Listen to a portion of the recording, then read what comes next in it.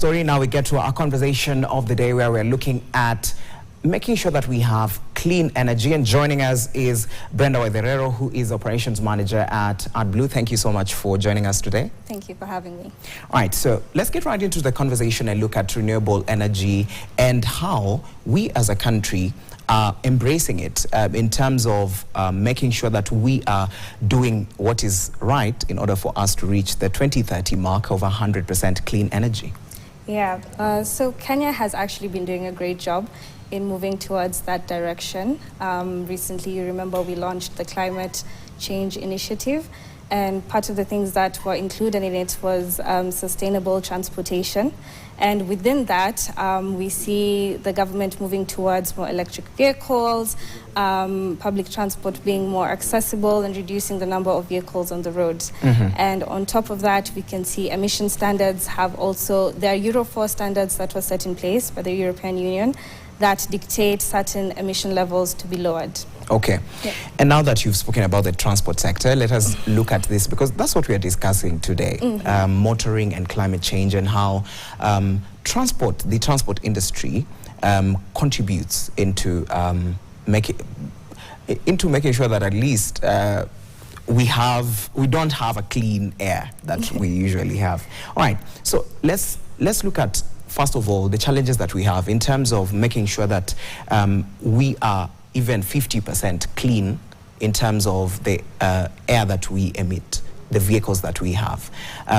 From where you sit, where are we in terms of trying to transition into clean energy in terms of the transport sector? So for the transport sector, I would say we import a large number of vehicles every year, basically. And these vehicles, of course, emit harmful emissions, especially diesel vehicles. They produce NOx gases, for example, which are harmful and cause asthma and bronchitis. You know, something that's not talked about is the public health sector is also very much affected.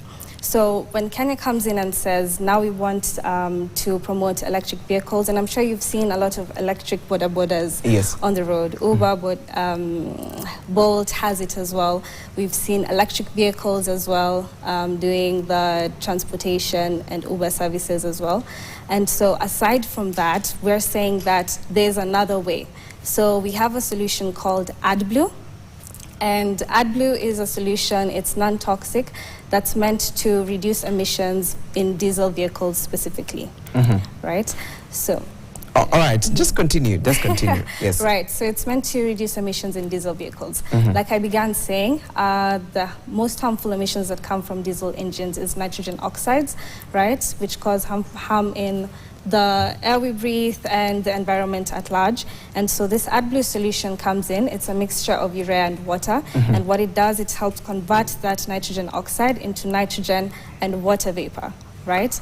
Yeah, and you and I breathe that nitrogen. All right, so because when you say NOx, it means nitrogen oxides, right? Yes. So let's break this down and look at, okay, nitrogen oxides. When we are talking about nitrogen oxides, we mean harmful, toxic. Yes. So this AdBlue solution is now coming in. You're saying it's a mixture of urea and water. Yes. So is this the solution now? Is this now will people be using this in their cars, or what is it all about? Yes. So what I'd like you to understand first and foremost, this solution has been there since 2015, 2005 all the way, right? So how it came about is when the European Union sat down and they said the Euro 4 standards, they said the limit for nitrogen oxides to be produced in diesel engines, it should be 0.25. So in order to meet that, car manufacturers had to embed in it as SCR technology. It's called a selective catalytic reduction technology. And what it does is when you put the AdBlue in the car, right, it does that process I was just telling you about, breaking down the nitrogen oxide into nitrogen and water vapor to help meet those standards. Okay. So for Kenya, when we're importing these vehicles, there isn't much public information about it, right? So we import the vehicles, it has the system, it has the tank, right, to put, but the solution has also been expensive to import to us. Okay. Yes. So Does it mean that the urea that is being used and the water, urea and water, right? Does it mean that the urea cannot be found in our country, or why is it difficult to get it from the outside? Of course, you've said the import issues and everything, but now when it comes to we as a country, what is making it difficult for even Kenyans to embrace this? Because you've said it's been there since 2015. Why is it not being publicized for people to know? Because you see, the electric vehicles came, we have them. Yeah. So why is it not in publicized as much as it should? I would say, from where I sit, the main challenge that I've seen is the lack of information. So from my groundwork, I've seen a lot of diesel vehicle owners don't even know that their car has this system and can even use this solution. So there's a lack of information with that regard. And so when those who know about it have been importing it, right, and the importation fees cause the product to be much higher. So what we're doing at Keblu Eco Products, where I work, is we decided to bridge that gap by manufacturing it here locally. Okay. Right? So as we manufacture it locally, we're making the product cheaper, and we're also creating that information. And back to your question to how does this bridge the gap towards cleaner energy and cleaner air, is that as we're moving towards electric vehicle, we have to understand that it's a process, right? We're not going to wake up tomorrow and everyone has an electric vehicle. Yes. So what can we do to mitigate for that before we reach that point? So we're saying there's this product, it's AdBlue. They're using it in Europe. Why not use it in Africa? We're making it here locally in Kenya. It's cheap. It's 2,500 Kenya shillings a bottle. You can find it on the online stalls, GG, Kilimall, right? Why not use that product and help reduce the emissions in that way? Okay. Yeah.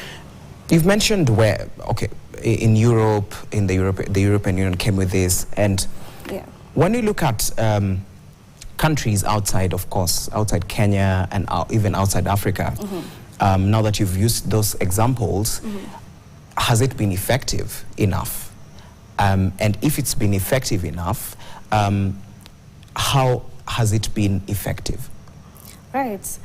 So it has been effective to the regard that even the manufacturers themselves have been put on a corner by those regulations. What I mean is they are being fined if those cars don't meet those standards. There are tests that can be done on the vehicle to make sure that they're meeting those standards. So with that, like I said, from Euro 3 to Euro 4, they reduced by almost 50%. They said nitrogen oxide have to go down by about 50% to 0.25. Then came in the Euro 5. They said we want 0.128. So in that regard, for them to be able to raise the standard of emission, it means that something must be working. It means that the standard they already set is working, it's effective, and they're seeing their returns because of it. So in Kenya, where we're importing a lot of second-hand vehicles that have the engine issues, why can't we use that same product here? Why can't we raise that awareness? Why can't this be a bridging mechanism as we move towards the electric vehicle solution? All right. Now, to another different thing. Now that we are moving into a cleaner energy, we want to make sure that we achieve 100% clean energy by 2030. From where you sit, do you think this is manageable? By 2030, are we looking at a place where we can say, okay, we are 100%, we have 100% clean, green energy? Okay. Like anything in life, nothing is ever 100% completely, but we have to move with goals and targets in order to reach there, right? So this clean energy agenda that we have is a collective of many things. So I would say that, yes, we are moving in the right direction. And why do I say this? Because it's not only in the automotive industry, even in the manufacturing industry, industrial plants, everything is moving towards a green economy. And all of us working collectively towards that space will allow us to get there. Yeah. And something that I'd also like to mention is, with this AdBlue, going back to the AdBlue story. Solution, yeah, yes. The AdBlue solution. The consumer is also involved in that process. So a challenge that I would say is people, you won't find many people caring about, okay, how does this affect me? How does this climate affect me? But you find with this technology is if you don't use the AdBlue, the technology itself reduces your emissions. So it will slow your vehicle, you won't have engine power. And in extreme cases, like a customer who called us yesterday, he was stuck on Mombasa Road because the car went on limp mode. So the consumer is also like pulled in to the project, either by force, but he's pulled into the project and it's saying, hey, I have to care about this. I have to put AdBlue in my car. If not for the environment, because my car is going to stop on the road. Yeah. All right. I think we've come to the end of this particular conversation. I'm being told time is up. Okay. But I have to try that, because at the end of the day, you have to see things physically and practically in order for you to prove. And I think that's why Kenyans are still iffy about it. Yeah, very skeptical about it. Yeah. All right.